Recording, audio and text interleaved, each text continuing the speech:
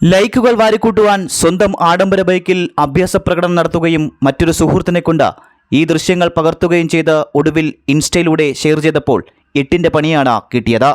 പാറശാല സ്വദേശിയായ അഭിജിത്താണ് തൻ്റെ ആഡംബര ബൈക്കിൽ അഭ്യാസ പ്രകടനം നടത്തിയത്. അപകടകരമായ രീതിയിൽ റോഡിലൂടെ ബൈക്ക് അഭ്യാസം നടത്തിയ യുവാവിനെയാണ് നെയ്യാറ്റിൻകര പോലീസ് കൈയോടെ പിടികൂടിയത്.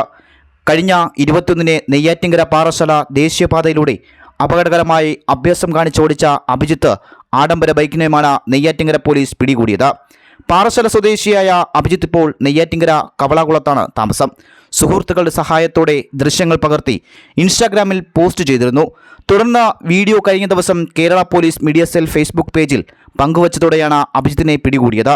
ആഡംബര ബൈക്കിൻ്റെ മുന്നിലോ പുറകിലോ നമ്പർ പ്ലേറ്റുമില്ല.